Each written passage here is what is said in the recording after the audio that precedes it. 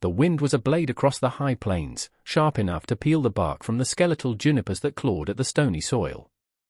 Elias felt it not as cold, but as a presence, another sullen hermit in a land that tolerated no crowds. He was tracking a ghost, a mountain lion that had grown too bold, its tracks a whisper of violence in the thin layer of morning frost. For 2 days, he'd followed, living on dried meat and the cold, clear water of a high country creek. He was a man carved from the same granite as the ridges around him, his face a roadmap of hard seasons and a past he'd walled off with silence and distance. His life was a routine of survival, a penance paid in solitude. But the land, in its vast indifference, was honest. It did not lie or preen or promise what it couldn't deliver. Unlike men. That was why he was here. He paused, his hand resting on the worn stock of his rifle. It wasn't the wind that stopped him. It was a sound, thin and reedy, snagged on the air like a piece of thread on a thorn. It was the wrong sound for this place. Not the cry of a hawk or the complaint of a coyote. It was a sound of suffering, human and raw, and it was a violation of the peace he had paid so dearly to secure. He moved toward it, his steps now silent, all thoughts of the lion gone. The landscape here was a tumble of ochre rock and stunted pine, a place where things came to die. He crested a small rise and looked down into a shallow, dusty arroyo. There, half sprawled against a boulder, was a splash of white. A wedding dress, torn and stained with dirt and a darker, terrible red. It was her. The source of the sound. He scrambled down the loose scree, his rifle held ready. The figure didn't move. She was a woman, larger in frame, her body gone slack with exhaustion or something worse. Her hair, once intricately pinned, was a tangled mess matted with blood and pine needles. Her face was swollen, a canvas of purple and blue bruises, but it was the stillness that scared him most. The only sign of life was the faintest tremor in her hands, which were clutched at her stomach. Elias knelt, his shadow falling over her. He had seen death in all its forms, but this felt different. This was not the indifferent violence of nature, this was cruelty, deliberate and personal. He pressed 2 fingers to her neck, under the line of her jaw. A pulse, thready and weak, but there. A flicker of life in the ashes. He looked around. No tracks but hers, dragged and stumbling. Whoever had done this was long gone, having left her to the judgment of the wilderness. They had judged wrong. Elias was here now. With a grunt, he holstered his rifle and gently, carefully, slid his arms beneath her. She was heavier than she looked, a solid weight of bone and pain. She let out a soft, unconscious moan as he lifted her. Her head lolled against his shoulder. He started the long walk back to his cabin, each step a repudiation of the solitude he had so fiercely guarded. The sanctuary was breached. The world, with all its ugliness, had found him again. He walked into the wind, a grim spectre carrying a broken bride, the vast, empty landscape his only witness. The cabin was more fortress than home, built of thick, hand-hewn logs chinked tight against the world. Inside, the air was warm, smelling of wood smoke and coffee. A single fire burned in the stone hearth, casting dancing shadows on the walls where tools and traps hung in silent order. Elias laid her on his own cot, the only soft thing in the room, its woolen blankets a stark contrast to her ruined dress. He worked with a quiet, practiced efficiency that spoke of a life where mistakes were not an option. He built up the fire, put a kettle of water on to boil, and laid out his supplies, clean rags, a jar of astringent salve, a bottle of whiskey, and a needle and gut thread. He paused, looking at her. She was a wreck, a ship broken on the rocks. He began the grim task of cleaning her up, his touch surprisingly gentle for a man whose hands were calloused and scarred. He washed the blood and grime from her face, revealing the delicate skin beneath the brutalized flesh. He cleaned and stitched a deep gash on her forehead, his movements economical and precise. She never stirred, lost in a place beyond pain. But it was the deeper injuries he worried about. He could feel the unnatural stillness of her left leg, and the way she protected her midsection suggested broken ribs. To treat her properly, he would have to remove the dress. The thought made him hesitate. It felt like a further violation. But fever was setting in, and infection was a faster killer than any predator. He took his hunting knife and, with the utmost care, began to slice through the fine silk and lace, cutting away the garment piece by piece until she lay in her simple underthings. Her body was a tapestry of bruises. But it was the wound on her thigh that drew his eye, a festering puncture that looked angry and deep. For 2 days, she drifted on a sea of fever. Elias was a constant, silent presence. He bathed her forehead with cool water, forced sips of broth and whiskey between her cracked lips, and changed the dressing on her wounds.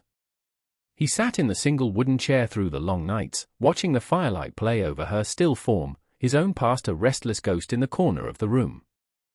He rarely slept. On the 3rd night, the fever broke. Her eyes fluttered open. They were a clear, startling blue, and they were filled with a terror so profound it made his own hardened heart ache.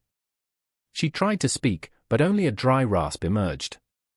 He brought a cup of water to her lips, and she drank, greedily. When she was done, she stared at him, her gaze darting around the small cabin, taking in the rifle on the wall, the stark masculinity of the space, and the large, quiet man watching her. She flinched when he moved, pulling the blanket tighter around herself. He simply nodded and backed away, giving her space. He understood. The world had just shown her what men were capable of. Why would she believe he was any different? He turned his back, tending to the fire, giving her the illusion of privacy. For a long while, the only sounds were the crackle of the flames and her own ragged breathing. He felt, more than heard, her shift. Her voice, when it finally came, was a fragile whisper. "Where?" He didn't turn. "My cabin." "You're safe here." The word safe hung in the air, a promise he wasn't sure he could keep. But he had spoken it, and for a man like Elias, words held weight. The morning of the 4th day, he knew he had to address the wound on her thigh. It was weeping, and the flesh around it was an angry red. He approached the cot, holding a bowl of hot water and clean rags. Her eyes widened, tracking his every move. He stopped a few feet away. "Your leg," he said, his voice a low rumble. "The wound is foul. I have to clean it." She shook her head, a small, frantic motion. A tear traced a clean path through the grime on her cheek. She pulled the blanket tight over her legs, her knuckles white. "No," she breathed, the word barely audible. "Please." He saw the sheer panic in her eyes. It wasn't just about pain or modesty. It was something else. Something deeper. "It will poison you," he stated, his tone flat, betraying none of his internal turmoil. He was a man of action, not persuasion. "It has to be done." He took another step forward. She began to cry, silent, racking sobs that shook her whole body. "Please, don't pull it up," she pleaded, her voice cracking with shame and terror. The words, so specific, struck him like a physical blow. He stopped. He understood then that the wound itself was not the source of her horror. It was what lay beside it. He had seen it before, years ago. A mark of ownership? A brand, seared into flesh. A symbol of a man who believed he was a king, and that all people were his property. Marcus Thorne. The name tasted like bile in his mouth. He looked at the pleading woman, and saw the face of his sister, her eyes wide with that same terror, a lifetime ago. A time he had failed to act. A time he had chosen flight over fight. He knelt, not just to tend to her, but as an act of penance. His voice, when he spoke, was thick with a grief he thought he had buried. "I know," he said, his gaze meeting hers. "I know what's there." And in that moment, as he dropped to his knees, his past and present collided with the force of an avalanche. He wasn't just healing a stranger, he was trying to save himself. The silence that followed was different. It was not the silence of fear, but of shared understanding. He cleaned the wound without another word of protest from her. When he uncovered it, he did not flinch, though his jaw tightened until it ached. There it was, burned into the soft flesh of her inner thigh, the stylized TU with a crown, the mark of Marcus Thorne. A cattle brand, used on human beings. He worked methodically, his hand steady despite the tremor in his soul. He cleansed the infection, packed it with a poultice of herbs, and bound it tightly with clean linen. When he was done, he gently pulled the blanket back over her, covering the obscene sigil. He stood and walked to the hearth, staring into the flames, his back to her. The ghosts were no longer in the corners, they were dancing in the fire. He felt her eyes on him. "You know him," she whispered. It wasn't a question. He nodded, a single, sharp jerk of his head. "I do." That was all he offered, but it was enough. The healing that followed was slow, measured in small victories. The first time she sat up on her own. The first time she took a few halting steps, using the wall for support. The first time she ate a full bowl of his stew without prompting. Her name, he learned, was Lena. She spoke of her past in fragments, shards of a life Thorn had shattered. She was from a settlement to the east, the daughter of a farmer deep in Thorn's debt. The marriage wasn't a marriage, it was a transaction. She was payment. When she refused him on their wedding night, his fury was absolute. He had marked her, he'd said, so everyone would know who she belonged to, then had his men cast her out into the wilderness to die. As she spoke, Elias's own story slotted into place alongside hers. His family had owned a small ranch, a good one, with water rights Thorn coveted. When Elias's father refused to sell, Thorn had ruined them through bribes, false charges, and intimidation. It had ended with his father's accidental death and his sister's public humiliation, branded not on her body, but on her reputation, forcing her to flee east. Elias, young and overwhelmed, had run west, hiding in the mountains, a coward in his own mind. Lena's physical strength returned slowly, but her spirit healed faster. The terror in her eyes was replaced by a hard, glittering resolve. She was not the broken thing Elias had found in the arroyo. She was a survivor forged in fire, and she wanted justice. "He thinks he is a god," she said one evening, her voice clear and strong now. They were sitting by the fire, the air thick with unspoken history. "But he is just a man." A man with secrets. She leaned forward, her gaze intense. "He keeps records. Ledgers. Of every bribe, every threat, every life he's ruined. My father saw them once. He keeps them in a lockbox at his old timber office, north of the pass. He thinks no one is foolish enough to go there." Elias looked at her. He saw not a victim, but an ally. The catalyst for a redemption he had long since given up on. Her fight was now his fight. The shame that had driven him into exile was burning away, replaced by a cold, purposeful rage. "The pass is treacherous this time of year," he said, not as a deterrent, but as a statement of fact. "And the office will be guarded." Lena's chin lifted.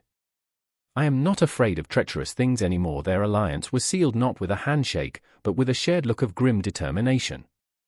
The next few days were spent in preparation. The quiet rhythm of the cabin was replaced by the sharp sounds of purpose. Elias cleaned and oiled his rifle and sidearm with meticulous care. He showed Lena how to load and fire a shotgun, her hands surprisingly steady, her eyes focused. They sharpened knives, packed supplies, and studied a worn map of the region that Elias had etched onto a piece of leather. He watched her move, her heavier frame carrying a new strength, her resolve a tangible force in the small room. She was no longer hiding. They were no longer healing. They were hunting. The journey north was brutal. A sudden snowstorm swept down from the peaks, turning the world into a maelstrom of white. They moved through it like specters, Elias leading, Lena following without complaint, her shotgun held across her chest. The landscape, once a mirror of his isolation, now felt like an accomplice, its harshness concealing their approach. The timber office was a dilapidated structure at the edge of a clear-cut forest, a scar of industry on the pristine land. Two of Thorn's men were inside, smoke curling from a crooked chimney. They waited until the dead of night, the storm their only cover. Elias moved with the lethal grace of the predators he once hunted. He dispatched the first guard outside with a single, silent motion, a knife drawn across the throat. Lena, posted as lookout, didn't flinch. She simply raised her shotgun, her eyes scanning the darkness. Inside, the second guard was asleep by the stove, a bottle of cheap whiskey in his hand. Elias found the lockbox under a loose floorboard, just as Lena had said. It was heavy, made of iron. As he worked the lock with a set of fine tools, the guard stirred. He woke with a startled shout, reaching for a pistol on the table. Before he could aim, the cabin door burst open. Lena stood silhouetted against the swirling snow, the shotgun bucking against her shoulder. The blast was deafening in the enclosed space, and the guard was thrown backward against the wall, a stunned look on his face before he slid to the floor. Silence returned, broken only by the howling wind. Elias looked at Lena, her face pale but resolute in the lantern light. He had seen her as a victim, then a survivor. Now he saw a warrior.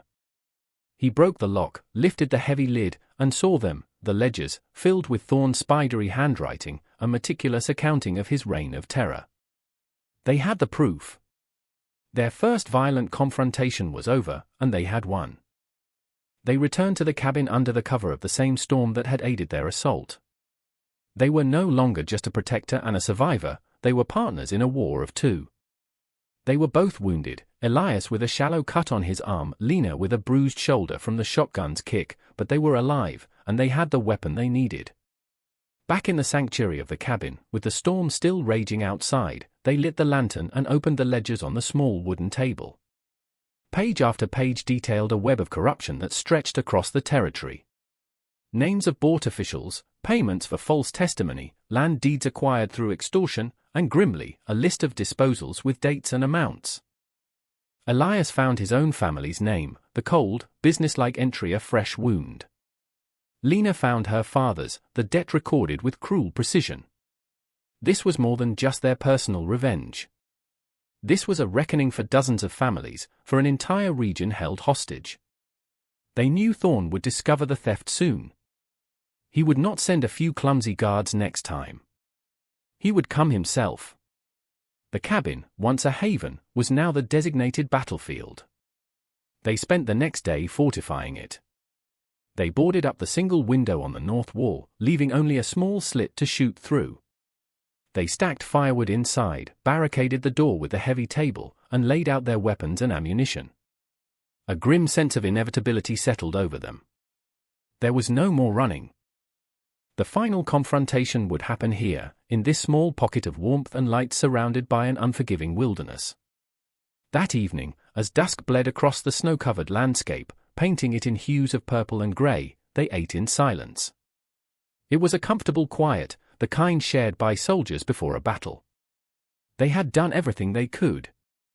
Now, they would wait for the devil to come calling. He came as the last light died, a procession of dark figures on horseback moving through the twilight. Marcus Thorne did not believe in subtlety. He rode at the front, a tall, arrogant man who carried himself with the assurance of one who had never been denied anything. He had 4 men with him, hard cases with rifles held at the ready. They stopped 100 yards from the cabin, their horses steaming in the cold air. The wind had died, and the silence was absolute. "Elias!" Thorne's voice was smooth, cultured, and carried easily in the still air. It was a voice accustomed to giving commands. "I know you are in there. And I know you have my property. Both my ledgers, and my disobedient bride inside." Elias checked the load in his rifle. Lena stood by the boarded window, her shotgun steady. Her face was a mask of cold fury. "Send her out, Elias," Thorne continued, his tone laced with condescending amusement. "And the box. And I might let you live out your miserable existence in this hovel. You ran once before. It's what you're good at." Elias felt the old shame rise, hot and bitter, but Lena's presence beside him was a steadying anchor. This time was different. He was not alone. He moved to the door, his voice low and clear. "The time for running is over," Thorne chuckled from the darkness. "So be it." The world exploded. A volley of rifle fire splintered the logs of the cabin. Wood chips flew, and a bullet punched through the door, burying itself in the opposite wall. Elias and Lena dropped to the floor, the battle joined. The small cabin was filled with the deafening roar of their own answering shots. It was a fight for survival, for justice, for the right to exist, UN-marked and UN-owned, a desperate stand in a fortress of firelight against the encroaching dark. The fight was a chaotic symphony of noise and violence. Muzzle flashes lit the snow outside, each one answered by a blast from within the cabin. One of Thorne's men cried out and fell, a dark shape against the white. The others took cover behind the trees, their shots more measured now. Inside, Elias and Lena worked as a seamless unit. He called out targets, and she fired the shotgun with devastating effect, its wide blast keeping them from rushing the cabin. They moved through the shadows cast by the fire, a dance of reload and fire, the air thick with the acrid smell of gunpowder. An hour passed. Then, a new threat. A flaming torch arced through the air, landing on the cabin's roof. The dry timber, laden with pitch, caught quickly. Smoke began to seep through the ceiling. "They're trying to burn us out!" Elias yelled over the crackle of the flames. He knew they had minutes. Thorne's voice came again, strained but still arrogant. "It's over, Elias. Come out and die with dignity." But Thorne had miscalculated. He had assumed Elias was the only threat. He didn't understand the woman he had branded. Lena grabbed an axe from the wall. "The back wall," she grunted, her eyes wild with a fierce, brilliant light. "It's the oldest part." They hacked at the logs, the fire roaring above them, smoke filling their lungs. They burst out into the frigid night air, gasping for breath, just as the roof began to collapse. Two of Thorne's men, moving to encircle the cabin, were caught by surprise. Elias's pistol barked twice. They fell. Only Thorne was left.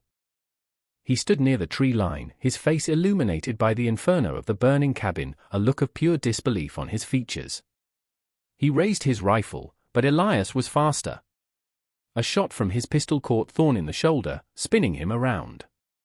He dropped his rifle, clutching the wound. Elias advanced on him, his face a grim mask in the firelight. It was over. But as he stood over his vanquished foe, a movement from the side caught his eye. The last remaining henchman, one Elias had fought down, was raising a pistol. Before Elias could react, Lena lunged forward, a knife from her boot flashing in her hand. She drove it deep into the man's side with a guttural cry. He collapsed.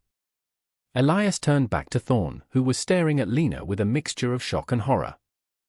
"You," Thorne whispered. Elias didn't hesitate. The final, cathartic shot echoed across the valley, silencing the tyrant for good. In the sudden, ringing silence, the only sound was the roar of the burning cabin, their sanctuary turned funeral pyre. Elias and Lena stood in the snow, breathing heavily, their faces smudged with soot, their bodies aching. They looked at the carnage around them, then at each other. There were no words. There didn't need to be. In the cold light of dawn, they did the last thing that separated them from men like Thorne. They buried the dead.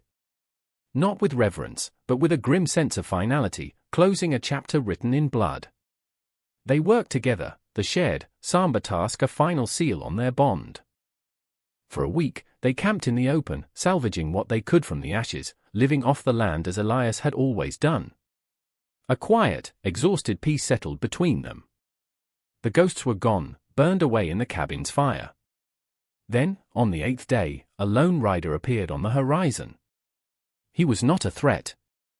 He wore the star of a territorial sheriff. He was an older man, with weary eyes that had seen too much. He introduced himself as Sheriff Clay.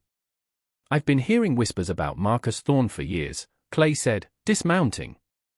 "Rumors of men disappearing, land deals that stank to high heaven. But never had proof. Never had a witness willing to talk." He looked from the fresh graves to the burnt-out shell of the cabin, his gaze lingering on Elias and Lena. His eyes were not accusatory, but searching. Elias didn't speak. He simply walked to his salvaged pack and retrieved the iron lockbox. He handed the ledgers to the sheriff. Clay spent the next hour reading, his expression growing grimmer with every page he turned.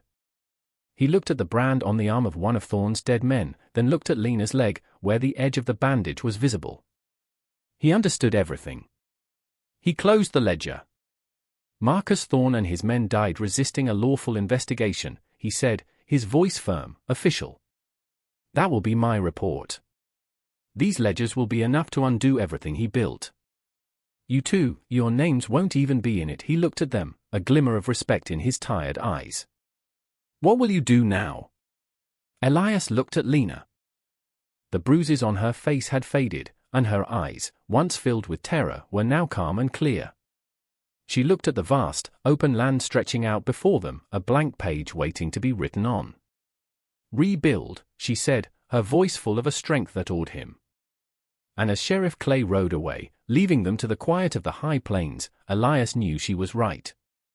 They stood together, two scarred survivors, watching the sun climb higher in the sky, their pasts buried, and their future, hard won and shared, stretching out before them.